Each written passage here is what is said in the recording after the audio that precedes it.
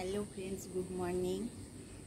আজকে আমি বাগানে এসেছি কিছু বেগুন তুলতে। দেখুন আমার কত রকমের রঙের নয়নতারা ফুটেছে, ওইদিকে আবার সাদা আছে। একটা গাছই এত বড়।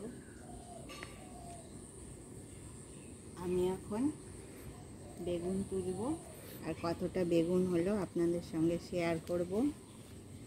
আপনারা নিশ্চয়ই সকলে ভালো আছেন, আমিও ভালো আছি। আর আমি আজকে কি রেসিপি বানাই দেখাবো।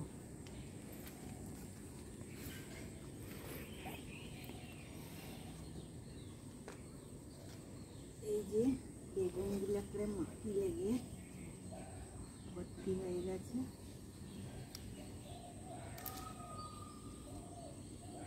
আমি বেগুনগুলো তুলি, ততক্ষণে আপনারা আমার করলা গাছ, এই গাছ, একটা সফেদা গাছে দেখুন কত কটা সফেদা হয়েছে, এগুলো দেখে নিন।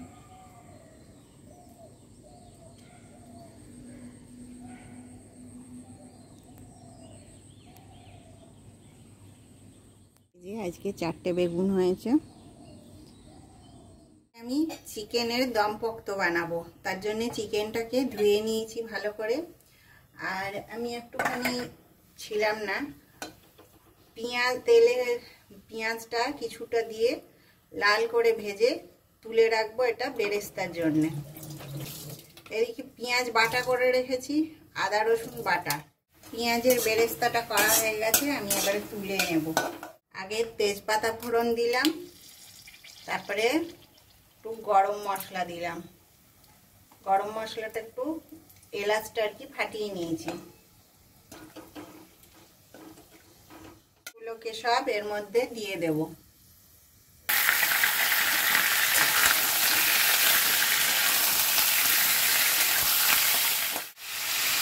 এবারে মাংসের রংটা চেঞ্জ হয়ে গেছে, আমি পেঁয়াজ বাটা, আদা বাটা, রসুন বাটা দিয়ে দেব।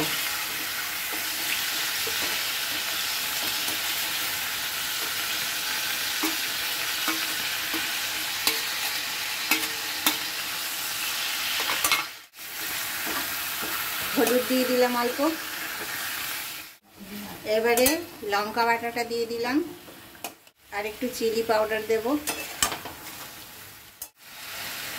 এবারে আমি টমেটোর পেস্টটা দিয়ে দিলাম।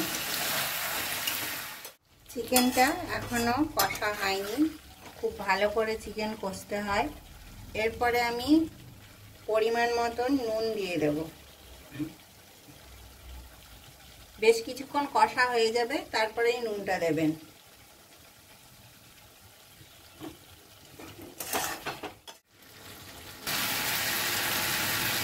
এই সময় আমি ভেজে রাখা আলুটা দিয়ে দেব। আর আপনারা কিন্তু আপনাদের পরিমাণ মতনই ঝাল দেবেন। আপনারা যতটা ঝাল খেতে চান ততটাই লঙ্কা দেবেন। লাগে আপনারা অবশ্যই এটা একবার বানাবেন, বানিয়ে খেয়ে দেখবেন, আর আমাকে কমেন্টে জানাবেন কেমন হয়েছে। অল্প অল্প জল দিয়ে কষতে থাকতে হবে। মাংসের কালারটা আস্তে আস্তে চেঞ্জ হয়ে যাচ্ছে, তার মানে এবারে আস্তে আস্তে কষা হয়ে আসছে। আর 2-3 মিনিট আমি কষে নিই। 2-3 মিনিট পর আমি ফিরে এসেছি। কষা হয়ে গেছে মাংস। এখন ফেটিয়ে রাখা টক দইটা আমি দেব। সঙ্গে আমি আঁচটা একেবারে লোতে রেখেছি। টক দই যখন দেবেন আঁচটা লোতে রাখবেন।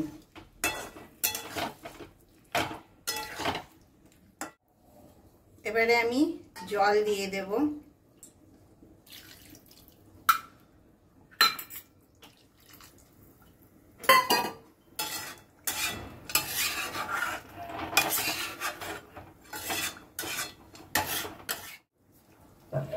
সঙ্গে আমি কটা কাঁচা লঙ্কা ভেঙে দিয়ে দেব।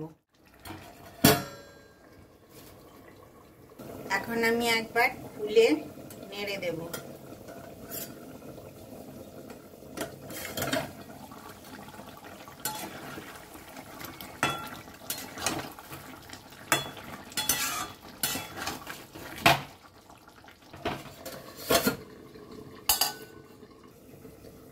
এবারে আর একবার খুলবো আমি।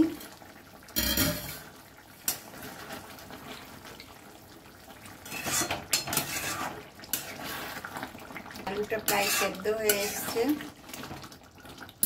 বেরেস্তাটা বানিয়েছিলাম, এই বেরেস্তাটা এখন আমি এর মধ্যে দিয়ে দেব। আর একটু ঢাকা দিয়ে দিই। এবারে ঢাকনাটা খুলবো। একটা খুব সুন্দর স্মেল বেরিয়েছে, আর গ্রেভিটাও কত গাঢ় হয়েছে দেখুন। এটা পোলাওয়ের সঙ্গেও খেতে খুব ভালো লাগে। আপনারা যারা আপনাদের মূল্যবান সময় থেকে আমার ভিডিওগুলো দেখেন তাদেরকে অসংখ্য ধন্যবাদ। আর আমার চ্যানেলটাকে আপনারা লাইক, শেয়ার, সাবস্ক্রাইব করে রাখবেন। নতুন নতুন ভিডিও এলে তাহলে আপনারা দেখতে পাবেন। এখন আমি একটুখানি গরম মশলা দিয়ে দেব, শাহি গরম মশলা। আপনাদের কেমন লাগলো কিন্তু অবশ্যই আমাকে জানাবেন। নমস্কার।